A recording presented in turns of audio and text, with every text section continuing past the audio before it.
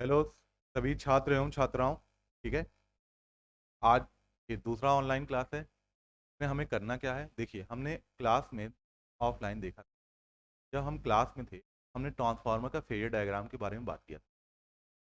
हो गए लगभग हफ्ते भर हो रहे हैं। तो वहाँ पास कुछ ऐसे भी बच्चे थे जिनको फेजर डायग्राम में प्रॉब्लम हुई। उन्होंने कहा कि सर थोड़ी बहुत कन्फ्यूजन। तो मैं ये सोचा कि इस कन्फ्यूजन को हम ऑनलाइन के माध्यम से इस कन्फ्यूजन को आपको दूर किया। बड़े इत्मीनान से समझिएगा, बड़े सिस्टमेटिक वे से चलेंगे फेजर डायग्राम ऑफ ट्रांसफार्मर का। पहले बात करेंगे phasor diagram of practical transformer at, फिर हम आइडियल ट्रांसफार्मर की बात करेंगे एट नो लोड। ये समझ गए तो बस 5-10 मिनट की बातें बची रहती हैं जब हम किसकी बात करेंगे, ट्रांसफार्मर एट लोडेड कंडीशन। ठीक है, तो इत्मीनान से चलिए स्टार्ट करते हैं। देखो बेटा, ट्रांसफार्मर एट नो लोड मैंने बताया था क्या होता है। ट्रांसफार्मर एट नो लोड जब आप ट्रांसफार्मर की प्राइमरी साइड को सप्लाई दीजिए और सेकेंडरी साइड क्या रखिए, ओपन सर्किट, यानी कि ट्रांसफार्मर से कोई लोड ना जोड़िए, उस वक्त ट्रांसफार्मर आपका क्या कहलाता है, एट नो लोड।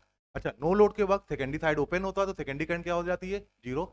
प्राइमरी में जो करंट I1 फ्लो होती है, अब I1 ना फ्लो होगी क्या फ्लो होगी, आई नॉट। सभी को ये बात पता है।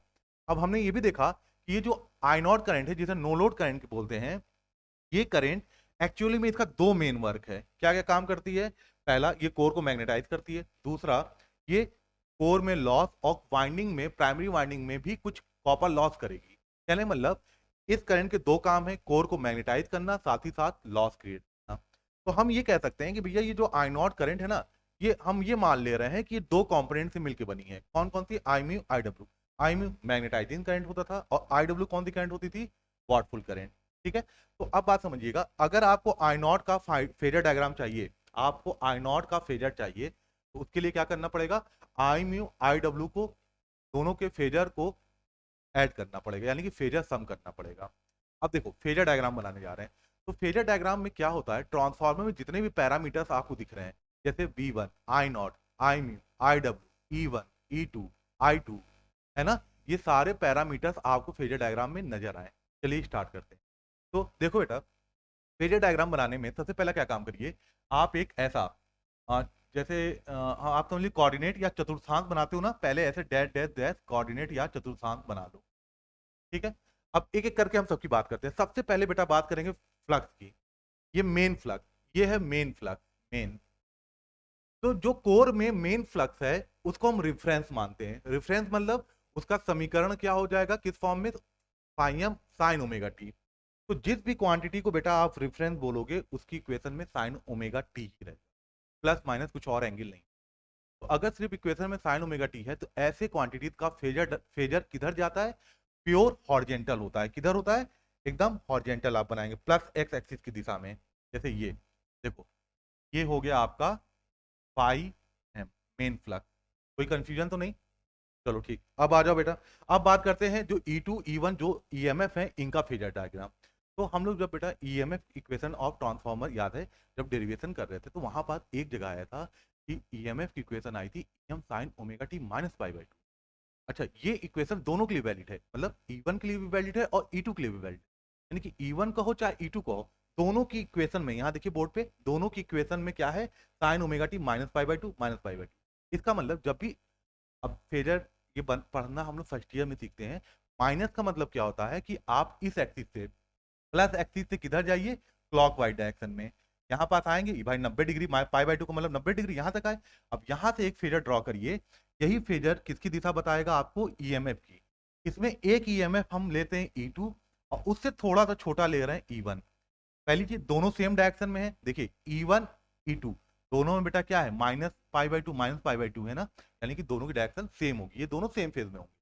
लेकिन एक बड़ा एक छोटा क्यों ले ले रहा है, क्योंकि हम ये मान रहे हैं कि ट्रांसफार्मर हमारा कैसा है, स्टेप अप ट्रांसफार्मर है। तो स्टेप अप ट्रांसफार्मर में क्या होगा, E2 ज्यादा होगा E1 कम होगा। स्टेप डाउन होता तो E1 ज्यादा होता E2 कम होता, कोई प्रॉब्लम की बात नहीं है। अच्छा, अब हमें जा पता है बेटा E2 और V2 क्या होते हैं, बराबर होते हैं।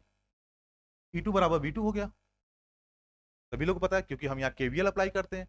अच्छा, प्राइमरी साइड हम लोग लेंज लॉ अप्लाई करते हैं। तो हम लोग क्लास में बात हुई है प्राइमरी साइड लेंज लॉ में, तो हमने देखा था कि V1 equal to minus E1 होता है। क्या देखा था, यहाँ मैं लिख दे रहा हूँ, हमने देखा था क्लास में V1 equal to minus E1 होता है, पहली चीज। और दूसरी चीज ये देखा था कि मैग्नीट्यूड जो V1 का होगा वो E1 के मैग्नीट्यूड के बराबर होगा। कहने का मतलब जो वेक्टर की लंबाई E1 की है उतनी ही लंबाई V1 की होगी, लेकिन विपरीत दिशा में। तो V1 किधर चला जाएगा भैया? तो बताओ, ऊपर चला जाएगा। बोलो, कोई समस्या नहीं ना? अब आगे बात समझो। अब हमें बनाना आई म्यू आई डब्ल्यू की। तो देखो सारे बच्चे, इस फ्लक्स को इस फ्लक्स को कौन सी इन करंट में, इन दो करंट में कौन सी करंट कोर को मैग्नेटाइज करती है, या मोटे तौर पे कहो कौन सी करंट फ्लक्स बना रही है? तो ये जो आई म्यू करंट है ना, ये आपकी फ्लक्स बना रही है। ये क्या कर रही है? ये फ्लक्स बना रही है। तो याद रखना बेटा, एक चीज जो मैं बताने जा रहा हूं, अगर कोई फ्लक्स का फेजर दिखा दिया है, किसी दिशा में कोई फ्लक्स का फेजर दिया है, उसी दिशा में वह करंट का फेजर होगा जो उस फ्लक्स को बनाया है। यानी कि करंट से बनने वाली फ्लक्स या फ्लक्स को बनाने वाली करंट, ये दोनों एक ही दिशा में होंगे। इसलिए जिस दिशा में भैया क्या है, फाइम है, उसी दिशा में बेटा आपका कौन सा फ्लक्स हो जाएगा, उसी दिशा में आपकी कौन सी करंट हो जाएगी, आई म्यू। देखो, आई म्यू ने ही फाइम बनाया, इसलिए आई म्यू और फाइम की दिशा क्या होगी, सेम, याद रहेगा। दूसरी चीज आ जाओ बेटा, ये आई डब्ल्यू जो करंट है, ये हमारी लॉस कर रही है ना, ट्रांसफार्मर में ये करंट क्या कर रही है, लॉस क्रिएट कर रही है। याद रखना बेटा, जो भी करंट लॉस क्रिएट करती है, वह करंट हरदम वोल्टेज के फेजर में होती है, ठीक है ना? तो इसलिए यहां पास कौन सी करंट आ जाएगी आपकी, आई डब्ल्यू। देखो, आई डब्ल्यू वोल्टेज के साथ चली गई और आई म्यू फ्लक्स के साथ चली गई। अच्छा, अब आप समझो सारे बच्चे, आपको आई नॉट चाहिए, कैसे मिलेगा? जब दोनों करंट का कौन सा सम करोगे, फेजर सम। तो फेजर सम करने के लिए आई डब्ल्यू को यहां से ऐसे उठाओ और यहां लगा दो। पढ़ा ये सब हमने, वेक्टर सम करना। पहले के हेड से दूसरे का टेल जोड़ते हैं, फिर पहले के टेल से आखिरी वाले का हेड जोड़ दो। तो ये बेटा आपको क्या बन गया, आई नॉट। समझ में आई बात? बोलो सभी लोग। अच्छा, तो देखो सारी चीजें आ गई। E2 दिख रहा, V2 दिख रहा, E1 दिख रहा, फाई दिख रहा, आई म्यू दिख रहा, आई डब्ल्यू दिख रहा, आई नॉट दिख रहा। अब याद रखना बेटा, इस ट्रांसफार्मर को, पूरे ट्रांसफार्मर को दिए जाने वाला वोल्टेज क्या है, इस ट्रांसफार्मर में करंट क्या फ्लो हो रही है, आई नॉट। इस वक्त इस ट्रांसफार्मर में जो भी पावर एंगल होगा, फेज एंगल, ये बेटा ये है, ये आपका है फाई नॉट। फाई नॉट क्या कहलाता है, फेज एंगल, याद रहेगा। फेज एंगल किनके बीच बनता है भैया, फेज एंगल वोल्टेज और करंट के बीच में। वोल्टेज क्या है, V1, करंट क्या है, ओवरऑल करंट, आई म्यू आर डब्ल्यू छोड़ दीजिए, ओवरऑल करंट क्या है, आई नॉट। ठीक है, तो इनके बीच जो एंगल बनेगा वही फेज एंगल कहलाता है, एट इस वक्त का, एट नो लोड।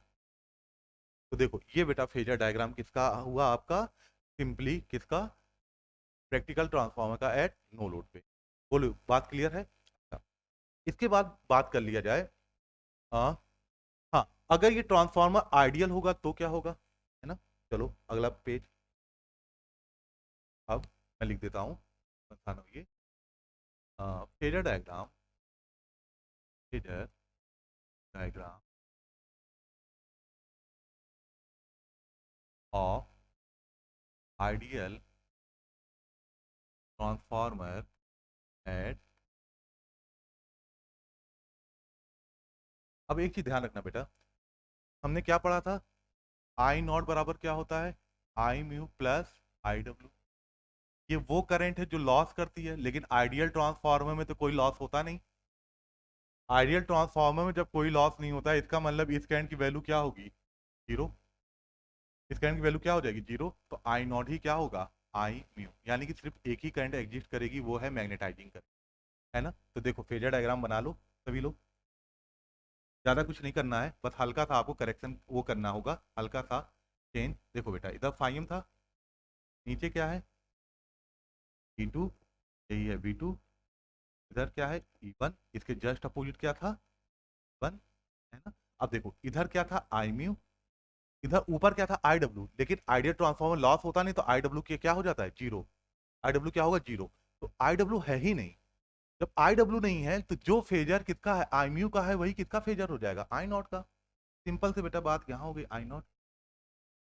अब बात समझे? अब लेकिन याद रखिएगा, कई बार क्वेश्चन पूछा जा चुका है कि आइडियल ट्रांसफार्मर के केस में एट नो लोड पे फेज एंगल कितना होगा। बेटा फेज एंगल ये फाई नॉट क्या है, 90 डिग्री। फाई नॉट में लिख दे रहा हूँ, फाई नॉट ये क्या है, फेज एंगल ऑफ कौन सा आइडियल ट्रांसफॉर्मर एट, कौन में आई बात, ठीक है। और हाँ चलो इतना पावर फैक्टर की बात cos फाई लगा देना तो कोई बात नहीं, हम पावर फैक्टर नहीं पढ़ा रहे हैं, हम बात आज आपको फेजर डायग्राम की बात बता रहे हैं। चलो, इतनी बात समझे। अब बेटा बात करते हैं किसका, अब हम बात करते हैं लोडेड कंडीशन पे जब लोड लगा देंगे, ठीक है। चलो तो पहले कुछ बातें जान लो लोड लगाने पे क्या होगा। देखिए बेटा ये बेसिक चीज है, बेसिक, इसको आपको इलेक्ट्रिकल में बच्चों को आना चाहिए। देखो मान लो कोई लोड है, सिंगल फेज लोड है या थ्री फेज लोड है, बात उसकी नहीं है, ये एक लोड है, इसको दिए जाने वाला वोल्टेज आपका मान लो VL है और इसमें करंट फ्लो रही है आपकी IL। ध्यान सुनिएगा, ठीक है। अच्छा अब मैं ये बात कर रहा हूँ, पहला ये मान लेता हूँ कि जो हमारा लोड है वो प्योर क्या है, रजिस्टिव, प्योर रजिस्टिव है। सेकंड मानते हैं क्या है, इंडक्टिव। और थर्ड मानते हैं बेटा क्या है, कैपेसिटिव। याद रखिएगा सारे बच्चे ये चीज को याद, ट्रांसफर के फेजर डायग्राम जब लोडेड कंडीशन पे आपको बनाना है तो लोड की प्रॉपर्टी भी तो पता होनी चाहिए, है ना। तो लोड अगर आपका क्या है, रजिस्टिव लोड है तो क्या होगा, कैपेसिटिव लोड है तो क्या होगा, इंडक्टिव लोड है तो क्या हुआ होगा। तो देखो अगर रजिस्टिव लोड होगा तो लोड को जो वोल्टेज दे रहे हैं और लोड में जो करंट फ्लो हो रही है ये सेम सेम डायरेक्शन में होंगे। कहने मतलब अगर PL इस डायरेक्शन में है तो लोड में फ्लो होने वाली करंट भी उसी के डायरेक्शन में होगा। बात समझे, बात समझ रहे हो। तो इस वक्त VL और IL के बीच बनने वाला जो फेज एंगल है पाई, वो क्या हो जाएगा, जीरो। अच्छा अब देखो प्योर, अब प्योर इंडक्टिव की बात नहीं कर रहे हैं हम, इंडक्टिव सर्किट की बात कर रहे हैं। रेजिस्टिव सर्किट, इंडक्टिव और कैपेसिटिव सर्किट। फिर से ध्यान देना बेटा, अगर प्योर इंडक्टिव बोला जाए तो इसका मतलब उस परिपथ में उस सर्किट में सिर्फ इंडक्टर है, लेकिन मैं इंडक्टिव बोल रहा हूँ इसका मतलब उसमें दो एलिमेंट, रेजिस्टेंस और इंडक्टेंस। अगर प्योर इंडक्टिव बोलूँ तो सिर्फ इंडक्टेंस होगा, अगर मैं इंडक्टिव बोल रहा हूँ यानी कि उसमें कौन से एलिमेंट होंगे, रेजिस्टेंस और इंडक्टेंस हो सकते हैं। अगर कैपेसिटेंस होगा, अगर बाई चांस RLC सर्किट भी आपका इंडक्टिव की तरह बिहेव करती है, कब, जब एक्सएल ज्यादा हो तो एक्सी से। ओवरऑल ये है इंडक्टिव सर्किट अगर है बस प्योर ना लिखा हो तो ध्यान रखना बेटा, जो भी वोल्टेज आप लोड को दोगे, है ना, लोड में जो करंट फ्लो होगी वह कुछ एंगल क्या करेगी, लैग करेगी। कितना, उस एंगल को बोलते हैं फाई। यानी कि वोल्टेज क्या करेगा बच्चों, लीड करेगा और करंट क्या करेगी, लैग करेगी। प्योर सॉरी कैपेसिटिव सर्किट की बात किया जाए तो इसमें जस्ट अपोजिट हो जाता है। इसमें क्या होगा कि जो वोल्टेज VL होगा यानी कि लोड को दिए जाने वाला वोल्टेज से लोड में फ्लो होने वाली करंट IL क्या करेगी, लीड करेगी। में करंट लीड कर जाती है और वोल्टेज लैग कर जाता है, और इनके बीच के एंगल को क्या बोलते हैं, फाई बोलते हैं। ये बात सब, ये बात, इतनी बातें याद रहेंगी। लोड का नेचर तीन तरह से आपको फेजर डायग्राम एक्सप्लेन करना होता है। फॉर रजिस्टिव के लिए तो याद रखिएगा लोड के क्रॉस वोल्टेज, अब आप दिमाग में बैठाओ, ट्रांसफार्मर में लोड के क्रॉस वोल्टेज क्या होता है, V2, और ट्रांसफार्मर में करंट क्या जाती है, I2 जाती है ना। तो अगर प्योर रजिस्टिव होगा तो V2 I2 सेम फेज में होंगे, इंडक्टिव होगा लोड तो V2 से I2 लैग करेगा, कैपेसिटिव लोड होगा तो I2 V2। इतनी बात अगर दिमाग में है तो बस बड़ा इजी है आपका फेजर डायग्राम और ट्रांसफार्मर एट लोडेड, ठीक है ना। तो चलो अब अगला जो छोटा सा वीडियो मिलेगा वो हम बात करेंगे phasor diagram of transformer at loaded, ठीक है। बने रहो।